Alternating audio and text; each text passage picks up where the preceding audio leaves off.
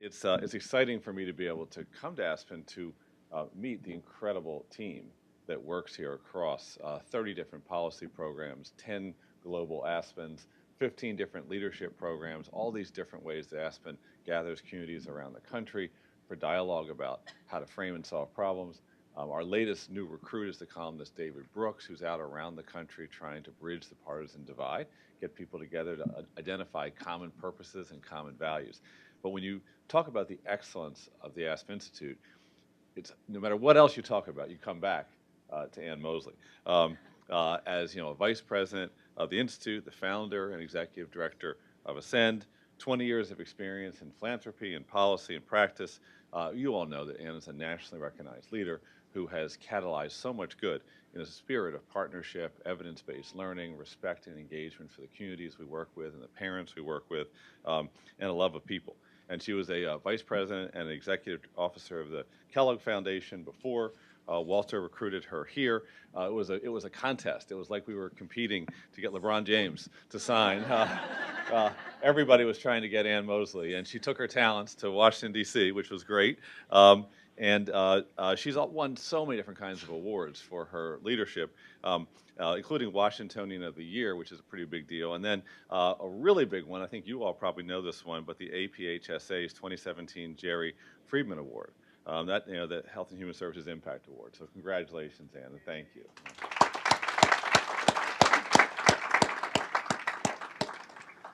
So we are gathered here today to highlight strong practices, programs, policies, collaborations, opportunities to support families, advance the status of families, empower families with low-income backgrounds, and with an understanding that the two-generational approach has both a proven track record and a lot of continuing promise.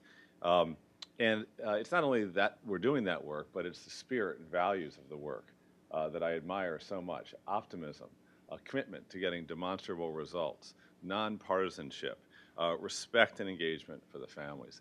And I'll speak a little bit personally for a few minutes, but this is a framework that actually has a lot of relevance for my own life and all the good things that have happened to me, as a grown-up and as a parent, as a husband. And that's because my mom, who passed away a couple years ago at the age of 74, grew up in foster care outside of Boston. She spent 14 years, first 14 years of her life, living in a home that had a whole lot of other kids. With a foster mother who I only met once, but whose name we called her was Mama Thiel. And while Mama Thiel was raising my mom and a whole lot of other kids, her mom was trying to get her life together. And my grandmother ultimately did, and in her 50s became a big leader in Alcoholics Anonymous in Baltimore. But it was a long journey to get to the point of my grandmother where she could be a leader for others. In the meantime, someone had to raise this little girl. And so my mom grew up in foster care and was very well cared for, was very fortunate. There was some kind of a safety net. I can't describe how much of it was Mama Thiel and how much of it was the state of Massachusetts, but obviously there was a lot there. And so my mom moved down to Baltimore when she was 14 to be reunited with her mother. Her mother didn't totally have her act together yet. And so she went to high school living with her mother, and then was thrown out of the house by her mother's fifth husband because he didn't like the man my mom was dating, which was my dad. They had just finished high school and were freshmen in college, commuting to local Baltimore schools. And it's a good thing that happened, because I never met him. His name was Mr. Hooten. If Mr. Hooten hadn't thrown my mom out of the house, and my grandmother hadn't been, relatively weaker and not able to deal with that, then I wouldn't have been born. So I was pretty lucky. My grandmother worked in a circus, and Mr. Hooten was a magician. And so maybe I was his greatest trick, but I have a sister, Kate Porterfield, who's an amazing clinical psychologist, works at the Bellevue Center for Survivors of Torture, and she too was born out of that. And so we grew up, we were little kids in Baltimore. Don't remember that very much. My mom dropped out of school to have a child, had another child. My dad was driving taxis and writing plays. And they both dropped out of school.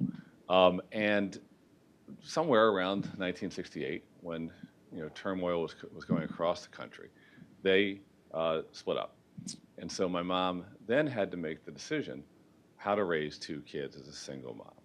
And so her logic was get a job, because she had to have money, um, and get in school, because she had to build her skills and her credentials so that 4 or 5 years from then, she'd have more economic power, more ability to have self-determination, and the right ability to raise her kids the way she wanted. So she was able to go to a pretty much open access, affordable public option, which is so key to the work you're doing, then called Towson State College in Baltimore. And she worked in the day, teaching. You didn't have to have a BA to teach in Baltimore at that time, teaching in the day and going to school at night and summers. So I don't remember all the details, but I was maybe 8 or 9 when that started. And I remember graduating from 6th grade, and I got my 6th grade diploma, and that was when she got her degree from Towson.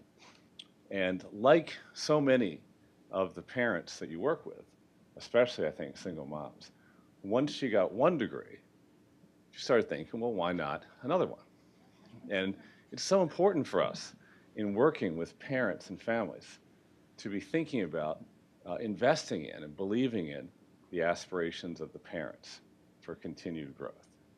At the same time, we're also helping them as parents. And my dad, by the way, stayed in Baltimore and was a good dad, and we saw him often. And just a side point, but it's funny how you remember things.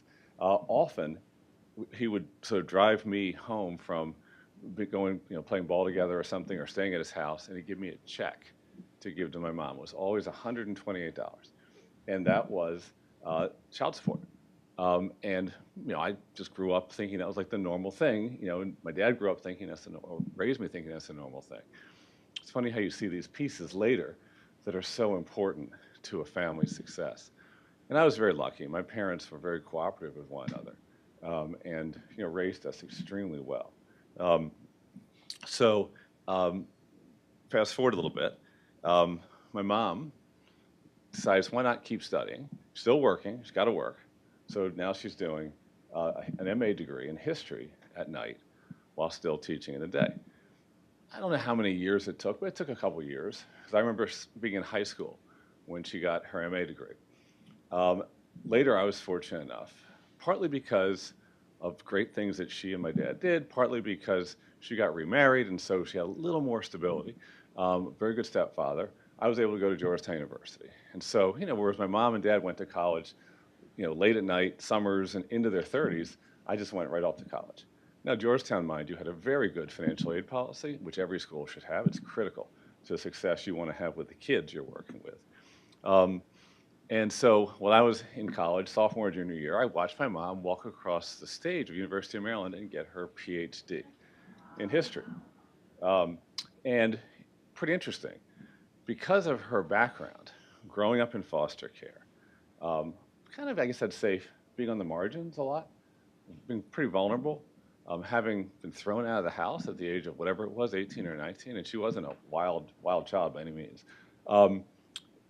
Her dissertation was on a topic that people didn't consider history, but which now is history, and that was the history of prostitutes in the American West. The historians of the day probably weren't coming up with that as a topic to call history. But it's history, of course it's history. And you think about the families you're working with and the people you're empowering, whether it's kids or parents, they have a lot to offer to our understanding of our culture and our identity, our history, and our future. They have intellectual power and perspectives that we need to invest in. And they have to run with it, of course, but we can invest in that. And so my mom ended up then writing another book about women prisoners in the West. And then she started writing about families that went out in the West, what was the role of women. And then she wrote about nuns, how the Catholic Church would send out the nuns because the priests didn't want to go.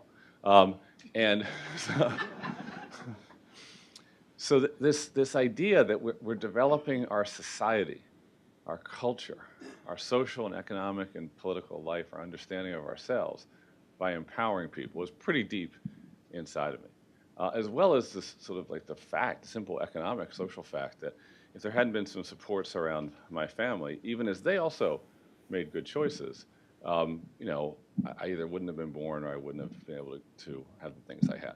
I was lucky. I got a scholarship to a really strong private school when I was in seventh grade. My mom took me out to school and got me this scholarship, and so I had a big gap between where I was going into seventh grade and where I was when she let me leave after ninth grade. And I really closed that gap a lot. But there's a scholar named Tony Jack that sometimes alludes in higher ed context to what he calls the privileged poor, which are people that get the opportunity on scholarship to go to a private school. And then when they go to college, they sort of are a bridge, in a sense, between some of the students that haven't had that privilege from lower income backgrounds and some that have had it because of just how they grew up. I think that's what I was. So, I sort of am putting this together just for a second, obviously to say that I think this really matters, what you're doing. I think it really matters that we're, in some respects, the initiative and the movement, let's call it a movement, the movement is catching up with the people that have lived the movement so that we can understand there's something to see. And that's always the danger for those of us that work, whether in policy or in politics or as scholars, that we come up with this great idea and think we invented it. Well, really, we're just describing what the inspirational people have done, calling us to support, so that we can then amplify and expand their work, their lives. Well, I was pretty lucky, as I said, and so children grow up. The lessons of life are sometimes directly taught, explicitly by mentors, but often it's how children interpret the things around them. And so, if you grow up in an environment where you feel a sense of positivity and where there's struggle, but there's also optimism, and where there's a sense of community and support, where there may be larger messages in society that stigmatize your group, but at the same time, in group, there's a sense of hope and optimism. That leads to resilience. It leads to optimism. It leads to desire. Always, first-gen college kids, they always want to give back. Always. Not one in the history of first-gen college kids didn't want to give back.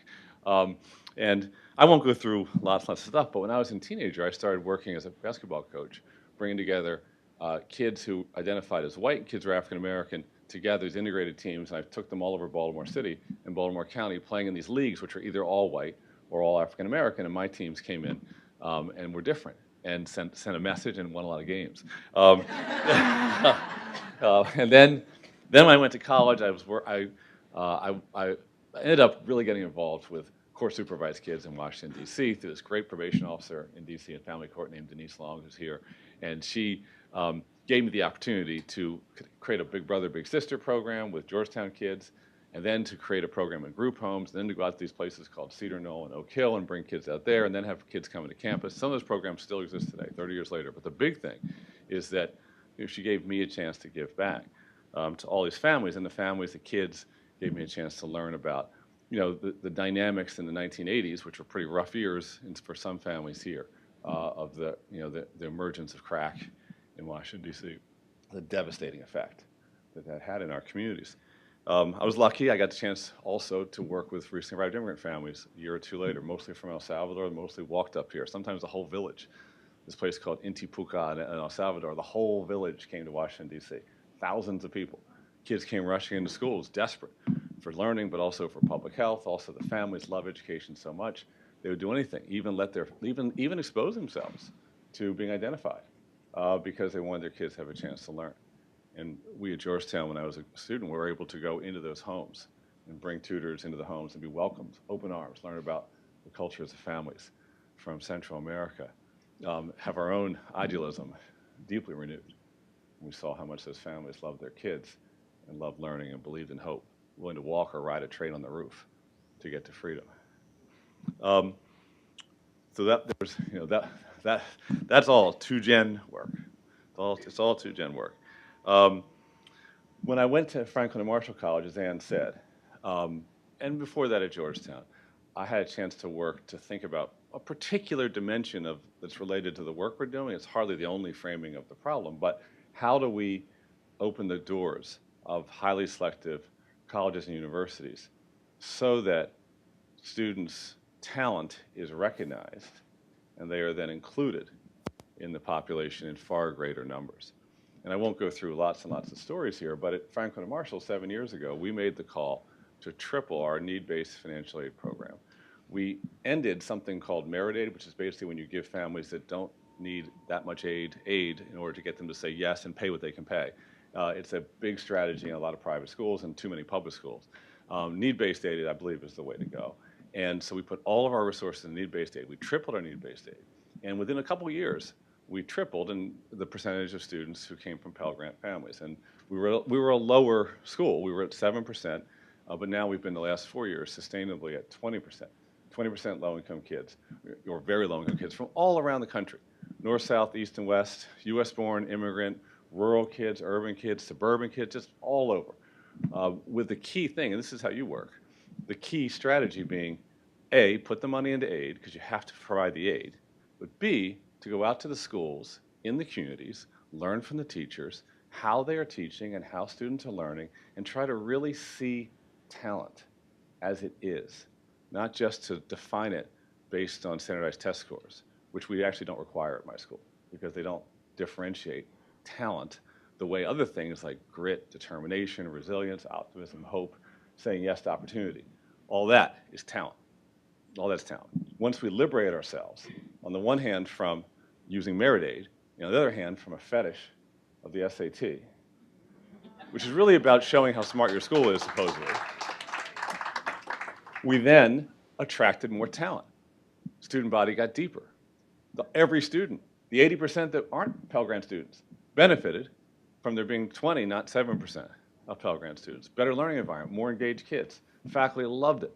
Turns out our Pell Grant kids, and I think we tripled the percentage, faster than any school's ever done it. Our Pell Grant kids had the same grades, higher retention rates, higher receptivity for getting selective national scholarships, and the same graduation rates. It's amazing. Last year, for example, we had Pell Grant students overrepresented, a higher percentage in the Summa and Magna Cum Laude, overrepresented. It's amazing. But yet it's not, because we all know there's so much talent all over there. What's amazing actually is that we actually don't recognize talent.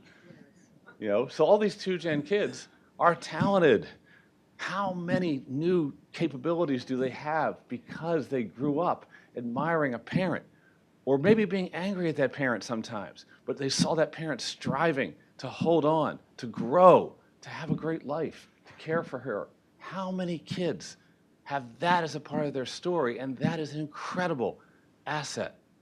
That is an iron spine that these kids develop, or can develop, and should develop, and have the potential to develop. And not only that, but there's the insight that you get, the absolute vision you get sometimes when you see your mom studying late at night at a table in the kitchen while you're doing homework, or maybe being angry and banging on the wall because she's not home and you wish she was. Or maybe the incredible insight you get from seeing a mom and a dad negotiate a bit. And as a child, you realize that they're working something out. And I have to think about how I talk to mom and how I talk to dad. I probably shouldn't tell mom everything dad says. I probably shouldn't tell dad everything mom says. Okay, but that's talent. That's actually talent. That is real talent. Being able to mediate as a child between two adults, that is talent. Yeah. Or how about these kids that go walking into school because they bringing their parents with them because their parents don't speak any English because they just got here and they're translating for the school administrators or for the people that decide the bus routes or whatever it is they're there to do. Eligibility for subsidized food. That's talent. That's talent. We should take all these kids at upper income communities and make them go do that and watch them grow and get more talented. And I'm totally serious about that. We really should. We really should help young people develop some of the skills and aptitudes and mindsets that your communities, your families are developing in the kids. And we should call it what it is, talent. And that's why we called our strategy at Franklin and Marshall College a talent strategy. Although I'm deeply committed to diversity, we didn't call it a diversity strategy because we want everybody to know, the faculty teaching the kids and the kids themselves, who's in this room? Talented kids. They're here because they're talented. We tripled the percentage of kids of color at FNM. At the same time, we tripled the Pell Grant group.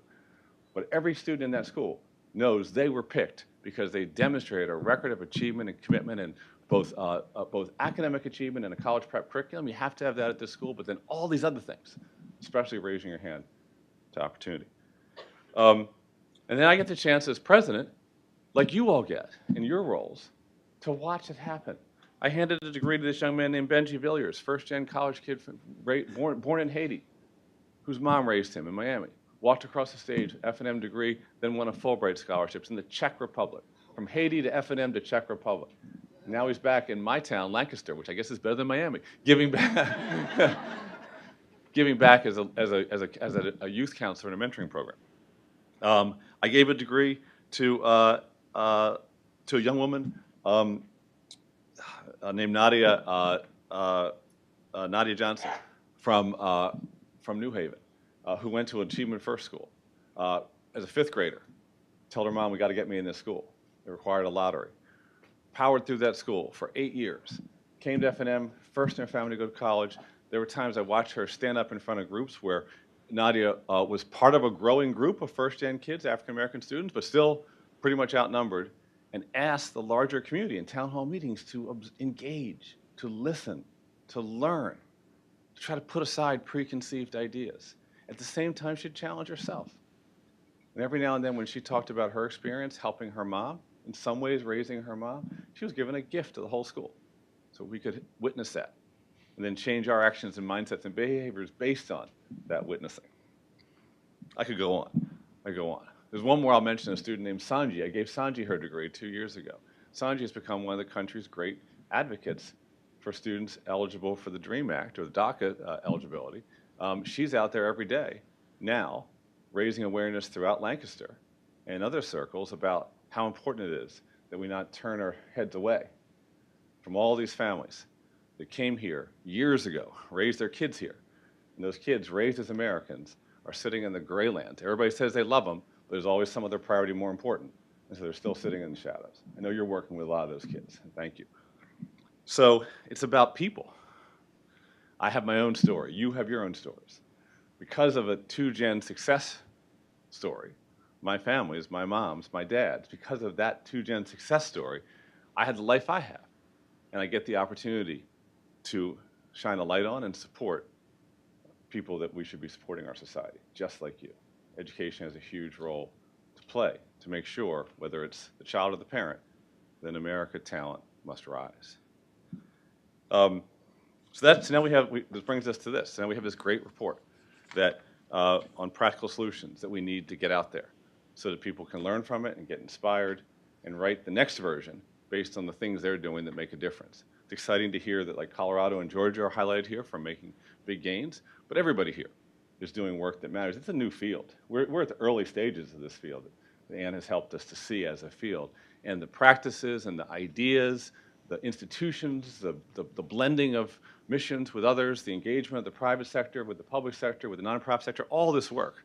There's a lot to do to invent together to really make it happen. But we have to do it. We have to do it with the commitment you have and with a desire to get results and to spread the word. And so you can count on me to be your biggest champion, to want to help you get results and spread the word, really spread the word. That's what this country is about on our best day. It's about these two-gen strategies because of the people that create the strategies. I have this saying I always use with my students when they say, what are you going to do for me? It's like, you create the education you seek. I taught in prisons. The best students I taught were at Lorton Prison because they created their education. They were committed to learning despite being part of a system that was hell-bent on demolishing their self-esteem, their self-respect, and their citizenship status even. And yet, the men I taught got up once a week, came to class, talked about King Lear or Ralph Ellison or Sophocles, whatever we talked about. It's incredible to get inspired by that. You're working with that. People that inspire you that way. Maybe we can do more still to make the country see and feel and be moved by these human beings, these people, these kids, these parents, and all those in the networks you're building. They're invested in their success. So in a minute I have to go because I'm one of the greatest Americans is hosting an event that I get to be a part of on college opportunity. one of the people speaking, I'm saving the greatest American. One of the ones is a pretty cool American, is Daveed Diggs, who was in Hamilton, who played Jefferson in Hamilton. They had this big rap battle with Hamilton and Jefferson. So I'm going to be rapping in a few minutes with Daveed Diggs. I got to figure out what rhymes with two Jens. But the person bringing us together is Michelle Obama. And so Michelle Obama is one of the greatest leaders in this country. And I want to leave you with a message that Michelle Obama left to me. And I have to admit, it's not like I hang out with Michelle Obama too often. Karen and I would probably love it. We'd get double date or something. We haven't been able to get there yet. But I did get to meet her one time. And it was at a White House summit a couple years ago. And they invited all these different college presidents. And it was all about, talent strategies and getting more opportunity, opening the doors, breaking down the myths, investing in financial aid, getting away from the elitism that really screws up learning so often. And so, we're all together and we got some, heard some great words. And Michelle Obama's chief of staff steps out and points to this crowd. I'm sitting with all these presidents, and it's like the president of Yale and the president of Harvard and the president of Michigan, all these giant figures. And he points to me, and I'm like looking at these guys, like, "Hey, sorry." So I step up and go, run around and go over. The guy's name is Eric Waldo, and Eric's calling me over, and I turn the corner, and there's Michelle Obama. It's the only time I've ever actually talked to her. And he wanted to give me a chance to be pictured with her because Franklin and Marshall's work was setting a standard, just like yours is, setting a standard that can be replicated, that others can imitate, that proves the possible and the value of the work. You've got to do that. You've got to prove the value of the work. So I come around. There's Michelle Obama. My knees were shaking. And I was trying to call Karen, like, "You got to do this, Karen." I was going to Skype you in or something. So she has 4 sentences that she told me. Just 4 sentences, and I took a picture. So I'm going to tell you these 4 sentences because she was telling me to tell you and to tell other people like you. And those 4 sentences were, "Thank you for what you do. It makes a difference. Don't get tired. There's more work to do." Thank you, everybody. Thank you. Thank you. Thank you.